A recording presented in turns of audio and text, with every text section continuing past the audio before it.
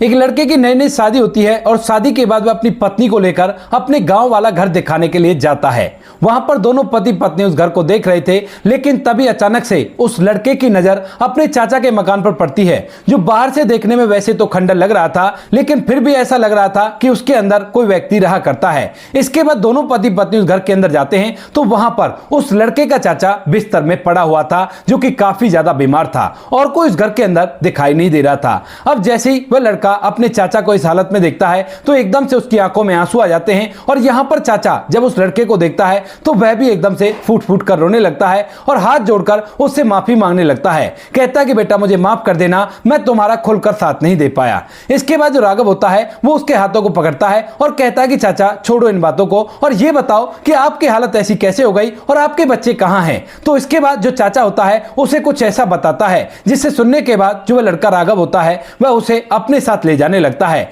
यहां तक कि उसकी पत्नी जिससे उसकी नई नई शादी हुई है वह भी कहती है कि इनको अपने साथ ही ले चलो, यहां पर मत छोड़ो। ऐसा क्या हुआ था जिसके बारे में सुनते ही पत्नी भी ऐसा कहने लगी। पूरी सच्चाई के बारे में जानने के लिए वीडियो को अंत तक जरूर देखें।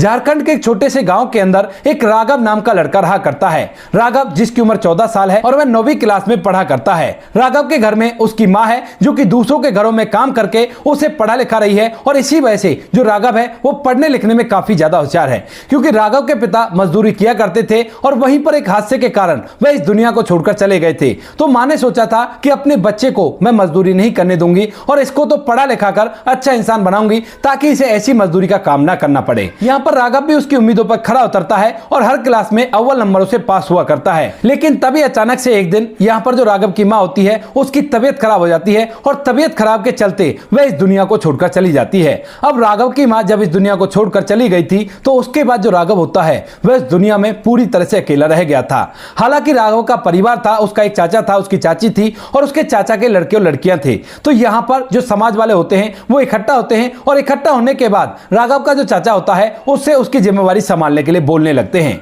अब जो राघव का चाचा होता है वह तो इस बात के लिए भली भांति तैयार हो जाता है, लेकिन जैसे ही वो राघव को लेकर अपने घर जाता है और अपनी पत्नी से कहता है कि यह अब मेरे साथ ही रहेगा और यहीं पर इसे रखना है, तो यहाँ पर जो पत्नी होती है वह अपना माथा चढ़ा लेती है, क्योंकि वह बिल्कुल भी ठीक नहीं थी। उसे राघव को देखकर वैसी जलन हुआ करती थी और जब राघव की मां इस दुनिया को छोड़कर गई थी तो उसके बाद अपने पति से उसने कह दिया था कि उसको अपने साथ मत लेकर आना, जो होगा देखा जाएगा, उसके पास घर है, वह अपना समय आराम से व्यतीत कर लेगा। ऐसा कहकर वह मना तो कर देती है, लेकिन जब समाज वाले बोलते हैं तो चाचा से रहा नहीं जाता और वह अपने भतीजे को अपने साथ अपने घर ले आता है। अब यहाँ पर आने के बाद जब पति कह देता है कि समाज ने बोला है और इसको यहीं पर रखना होगा वरना लोग तरह तरह की बदनामी करेंगे, तो इसके बाद जो चाची होती है वह मान तो जाती है, लेकिन उसकी निगाहें राघव पर टिक जाती हैं और वो कैसे भी करके उसे परेशान करना चाहती है ताकि वह खुद मा खुद इस घर को छोड़कर चले जाए। इसी वजह से यहाँ पर जो चाची होती है उसे खूब पता है कि राघव पढ़ने लिखने में काफी ज्यादा होशियार है, लेकिन उसके बावजूद भी उसकी पढ़ाई लिखाई छुड़वाकर उसे एक काम पर लगा देती है।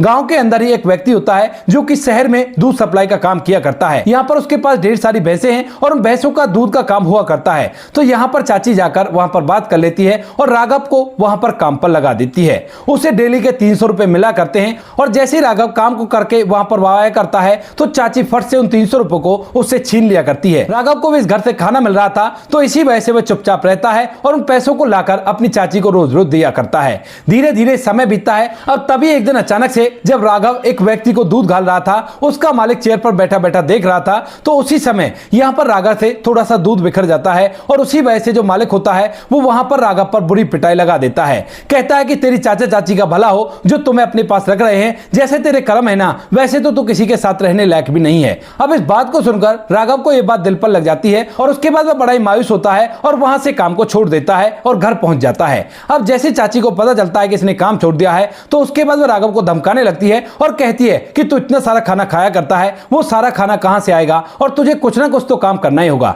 राघव इस बात को लेकर काफी ज्यादा परेशान है। आज तो शाम के समय जैसे तैसे उसे खाना मिल जाता है और वह अपने छोटे से मकान में जाकर बैठ जाता है, लेकिन यहां पर वह काफी ज्यादा परेशान होता है। ये बातें चाचा को भी पता चल जाती हैं और इस इसके बाद जो चाचा होता है वह उसके पास चला जाता है और कहने लगता है कि बेटा कोई बात नहीं, तेरी चाची का दिमाग थोड़ा सा गर्म है और इसी वजह से ऐसा बोल दिया है, लेकिन तू कैसी भी चिंता मत कर, मैं हूं ना, सब कुछ संभाल लूंगा। अब यहां पर जो राघव होता है वह अपनी चाची की बातों को सुनकर और उस दूध वाले की बातों को सुनकर पूरी तरह से भावुक हो जाता है और एकदम से फूट फूट कर रोने लगता है। तभी जो चाचा होता है वो उसे गले से लगाता है और उसकी भी आंखों में आंसू आ जाते हैं। कहता है कि बेटा देखो, बुरा मत मानना, मैं पूरी तरह से मजबूर हूं, क्योंकि तेरी चाची जो है वो बार बार घर को छोड़ने की धमकी दिया करती है और मैं अगर चुप नहीं रहूंगा तो उसके बाद हो सकता है वो घर को छोड़कर चली जाए और उसके बाद घर पूरी तरह से बिखर जाएगा। दिन भर तो मुझे बाहर रहना पड़ता है और बच्चों की देखरेख के लिए तो तेरी चाची ही रहा करती है। इसके बाद जो राघव होता है उसकी उम्र भले ही छोटी थी, लेकिन तजुर्बा उसे काफी ज्यादा हो गया था दुनियादारी का, कि दुनिया में कैसे लोग रहा करते हैं, और वह अपने चाचा की आंखों के आंसू को पहुंचने लगता है। थोड़ी देर तक चाचा भतीजे एक दूसरे से बात करते हैं और तभी अचानक से जो चाचा होता है वह थोड़ी देर तक सोचकर कुछ कहने लगता है। कहता है कि बेटा तू ऐसा कर, यहां से छोड़कर किसी शहर में चला जा और तू अगर काम करेगा तो इतने पैसे तो तुझे मिल ही जाएंगे कि तेरा जीवन आराम से व्यतीत हो जाए, और यहां से निकल जा। क्योंकि यहां पर जो राघव की चाची होती थी वह उसे बार बार परेशान भी किया करती थी और छोटी छोटी बातों से उसे पिटाई भी लगा दिया करती थी। अब इस बात को सुनकर राघव पहले तो मना करता है, लेकिन चाचा जब बार बार उससे कहता है कि बेटा इस तरह से समय व्यतीत नहीं होगा और तुझे जाना होगा, क्योंकि अगर तू यहां पर रहा तो तेरी चाची तुझे नौकर बनाकर रखेगी और इससे ज्यादा तुम्हारी जिंदगी में और कुछ भी नहीं होगा। मैं बार बार यह दुख सहन नहीं कर सकता कि मेरा भतीजा इस तरह से घर के काम करे। इस बात को सुनकर राघव को भी थोड़ी सी हिम्मत आती है और चाचा अपने पास से कुछ पैसे उसे दे देता है और कहता है कि ये ले, ये पैसे मैंने तेरी चाची से छुपा कर रखे हैं तुम्हारे लिए कपड़े खरीदने के लिए, लेकिन इन पैसों से जा तू अपना जीवन बना और दोबारा लौटकर यहां पर कभी भी मत आना। राघव की आंखों में आंसू तो थे, लेकिन उस रात में फैसला कर लेता है कि जैसा चाचा कह रहा है वैसा ही उसे करना होगा। इसके बाद जो राघव होता है वहां से रात के अंधेरे में निकल जाता है और शहर में जाकर इधर उधर अपने लिए काम ढूंढने लगता है। शहर में जाकर वह एक होटल पर काम ढूंढता है तो वहां पर उसे 2 वक्त का खाना और होटल पर बर्तन साफ करने का काम मिल गया था और साथ में कुछ रुपए भी मिलने थे। तो इसके बाद राघव बड़ा ही खुश होता है और बड़ी मेहनत और ईमानदारी से वहां पर काम करने लगता है। स्टार्टिंग में तो जो मालिक होता है वो सोचने लगता है कि कुछ दिनों ये काम का भूत उतर जाएगा और उसके बाद ये भाग जाएगा, लेकिन राघव की लगन और मेहनत को देखकर जो मालिक होता है उससे अब होटल का गल्ला संभलवाने लगता है, क्योंकि वहां पर वह लगातार 6 महीने तक अच्छी नीयत से काम करता है और बिल्कुल भी मालिक को कोई भी शिकायत का मौका नहीं देता है। जब मालिक को विश्वास हो जाता है तो उसके बाद वह उसे ढाबे के गल्ले पर बैठाने लगता है और हिसाब किताब से लेकर खाना बनाने तक सारे कामों में उसे देखरेख करने के लिए बोल देता है। अब जो राघव होता है वहां पर देखरेख किया करता है और धीरे धीरे समय बीतता है। समय के साथ साथ अब उसकी तनख्वाह भी बढ़ गई है और बर्तन साफ करने के लिए वहां पर कोई और व्यक्ति रख दिया गया है। ढाबा पूरी तरह से अब राघव ही चलाया करता है और उसे ढाबा चलाने का बहुत ही अच्छा एक्सपीरियंस हो जाता है। जब उसे अच्छा खासा एक्सपीरियंस हो जाता है और अब तक वहां पर राघव के पास कुछ पैसे भी इकट्ठा हो गए थे, तो वह सोचने लगता है कि इस तरह कब तक मैं दूसरों के थिए पर काम करता रहूंगा और मुझे अपना भी कुछ काम करना चाहिए। तो इसीलिए एक दिन जब उसका मालिक आता है तो वह उससे बात करने लगता है। कहता है कि मालिक अगर आप कहो तो क्या मैं अपना काम कर सकता हूं। अब इस बात को सुनकर जो मालिक होता है वह राघव की ईमानदारी से बहुत ज्यादा प्रभावित हुआ था और वह उसके लिए कुछ करना चाहता था, लेकिन ये भाग दौड़ भरी लाइफ में वह कुछ कर नहीं पाता है। और जब वह खुद करने के लिए बोलता है तो वो कहता है कि हाँ बेटे, तुम सच में ही अपने लिए कुछ कर सकते हो और कोई भी परेशानी नहीं है। मेरी जहां भी मदद चाहे तो वहां पर मैं तुम्हें मदद दे दूंगा, क्योंकि यहां पर काम करने के लिए तो और आ जाएंगे, लेकिन तुम्हारी जिंदगी धीरे धीरे इस तरह से तो बर्बाद हो जाएगी और तुम्हें अपने लिए कुछ करना चाहिए। अब इसके बाद जहां पर जो राघव होता है अपने मालिक से आज्ञा लेकर वहीं पर अपने लिए दुकान ढूंढने लगता है और वह अपना एक छोटा सा होटल खोलना चाहता है। अब यहां पर दुकान ढूंढते ढूंढते उसे एक दुकान मिल भी जाती है जो कि बस स्टैंड के ठीक साइड में थी और वह दुकान काफी ज्यादा जर्जर हालत में थी, उसकी ईंटें निकली हुई थी। और इन सभी चीजों को देखने के बाद राघव को लगने लगता है कि इस दुकान का किराया काफी कम रहेगा और यहां पर अगर मैं काम करूंगा तो कोई भी कैसी भी दिक्कत नहीं होगी, मेरा काम अच्छी तरह से चल भी सकता है। तो इसके बाद जो राघव होता है उस दुकान के मालिक के बारे में पता करता है और पता करने के बाद उनसे कहने लगता है कि साहब मुझे आपकी दुकान चाहिए और इस दुकान का कम से कम किराया मेरे पे लगाना और इस दुकान के अंदर मैं ऐसे ऐसे काम करना चाहता हूं। लेकिन तभी यहां पर जो मालिक होता है वह उससे मना करने लगता है। तो जो राघव होता है वह रिक्वेस्ट करते करते उसकी आंखों में आंसू आ जाते हैं। अब यहां पर जैसे ही राघव की आंखों में आंसू आ जाते हैं तो जो बुजुर्ग दुकान का मालिक होता है उसे भी इस बात की बड़ी हैरानी होती है और वह सोचने लगता है कि इस दुकान से ऐसा क्या होगा जिस वजह से इस लड़के की आंखों में आंसू आ रहे हैं। तो उसके बाद वह उससे पूछने लगता है कि बेटा क्या हुआ, दुकान लेने तो बहुत लोग आए थे, लेकिन मैं किसी को दुकान देना नहीं चाहता क्योंकि वो दुकान काफी ज्यादा जर्जर है और उसको किराए पर देने से पहले उसकी साफ सफाई करवानी होगी और थोड़ी बहुत मरम्मत भी करवानी होगी। तो यहां पर राघव जो होता है वो कहता है कि अंकल जी साफ सफाई मरम्मत मैं खुद कर लूंगा, आप केवल उस दुकान को दे दीजिए क्योंकि यहां पर मैं अपना नया रोजगार खोलना चाहता हूं। अब इस बात को सुनने के बाद जो मालिक होता है वह कहता है कि ठीक है, दुकान तो मैं तुम्हें दे दूंगा, लेकिन तुम्हारी आंखों में आंसू क्यों आए इस बारे में तुम मुझे बताओ। तो उसके बाद जो राघव होता है वह पूरी कहानी उसे बता देता है कि किस तरह से माता पिता उसे छोड़कर चले गए और उसके बाद चाचा चाची ने उसे रखा, लेकिन चाचे परेशान किया करती थी और चाचा ने उसे यहां पर भेज दिया। अब जब वह पूरी तरह से कमाने योग्य हो गया है तो वह अपना काम करना चाहता है और इसी वजह से काफी सारी उम्मीद लेकर वह आपके पास आया था, लेकिन जब आपने मना कर दिया तो एकदम से उसे अपना सपना टूटता सा दिखाई देने लगा।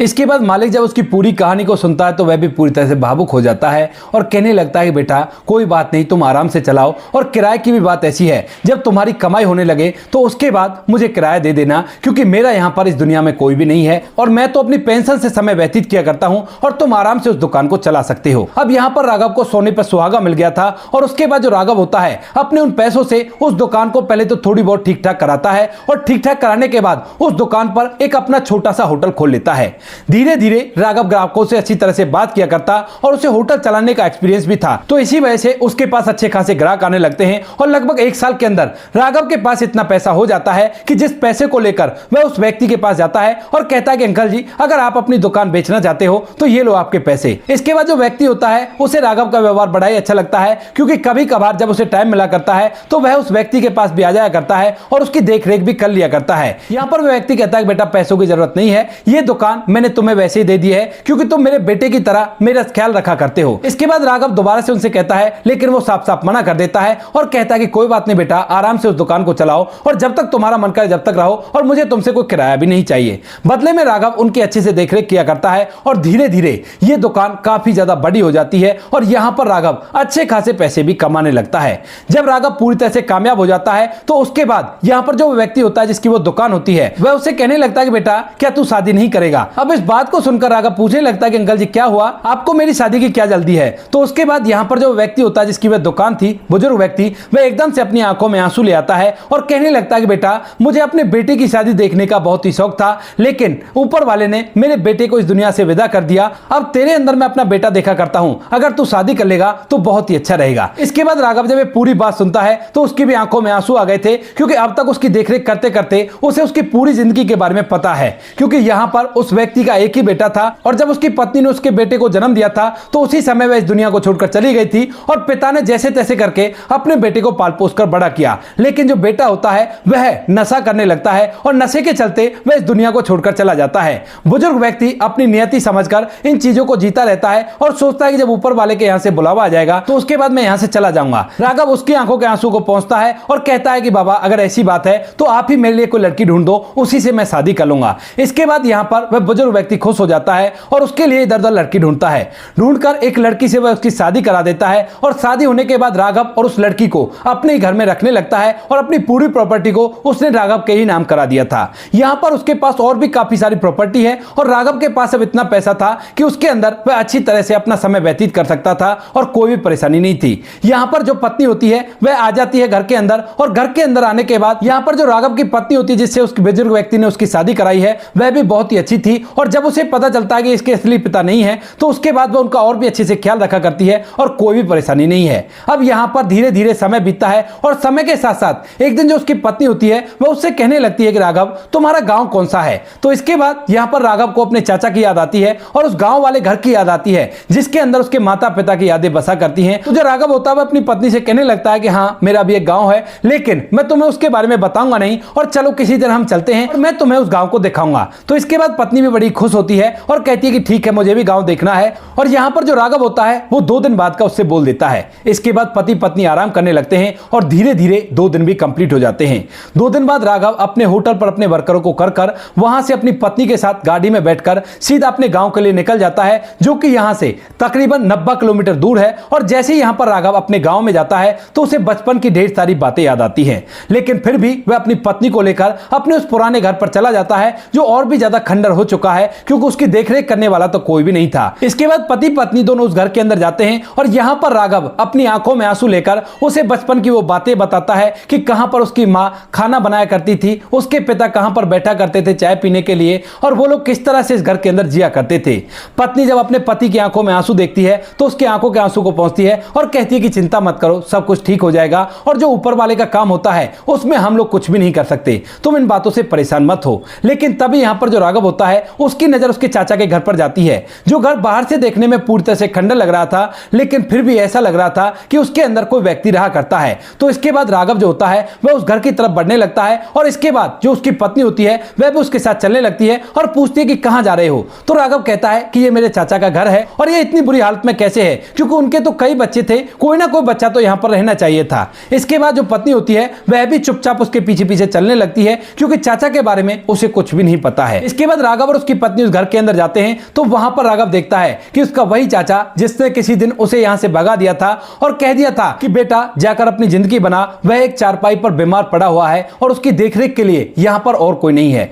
इसके बाद राघव फौरन से अपने चाचा के पास जाता है और जैसे ही चाचा राघव को देखता है तो एकदम से अपनी आंखों में आंसू ले आता है और हाथ जोड़कर उससे माफी मांगने लगता है। कहता है कि बेटा मुझे माफ कर दो, मैं तुम्हारा साथ खुलकर नहीं दे पाया। तभी यहां पर राघव उनके हाथों को पकड़ता है और कहता है कि चाचा जी माफी मांगने की कोई जरूरत नहीं है और आप ये बताओ कि आपकी हालत ऐसी कैसे हो गई और आपके बच्चे कहां हैं। तो उसके बाद यहां पर जो चाचा होता है वह उसे पूरी कहानी बताता है। कहता है कि जब वो यहां से चला गया था तो उसके बाद भी पत्नी ऐसी रहा करती थी और पत्नी के उसी तरह से रहने की वजह से जो बच्चे होते हैं वो पूरी तरह से बिगड़ जाते हैं और जैसे ही वो बड़े होते हैं, उनकी शादी होती है तो एक एक करके वो गांव छोड़कर शहर में चले जाते हैं। अब घर के अंदर मैं और तेरी चाची रह गए थे, लेकिन जब तेरी चाची बिस्तर में टिक जाती है और पूरी तरह से बीमार हो गई थी तो उसके बाद उसे एहसास होता है कि उसने राघव के साथ बहुत गलत किया है और वह तुझसे मिलना भी चाहती थी, लेकिन मेरे पास तुम्हारा कोई कॉन्टैक्ट नहीं था और उसी वजह से मैं उसे तुमसे नहीं मिला पाया। इसके बाद वो इस दुनिया को छोड़कर चली जाती है, लेकिन अब कुछ दिनों बाद मेरी भी तबीयत खराब रहने लगी है और तबीयत खराब रहने के चलते मैं भी कुछ दिनों में इस दुनिया को छोड़कर चला जाऊंगा। ऐसा कहकर चाचा रोने लगता है, लेकिन तभी यहां पर जो राघव होता है वह उसे अपने गले से लगाता है और कहता है कि चाचा आज से आपको यहां पर नहीं रहना होगा, मैं आपको अपने साथ लेकर आऊंगा, क्योंकि आपने तो मेरे साथ भलाई किया है। वो तो चाची थी जो चाची इस दुनिया को छोड़कर जा चुकी हैं, अगर वो भी आपके साथ होती तो मैं उनको भी अपने साथ ले जाता।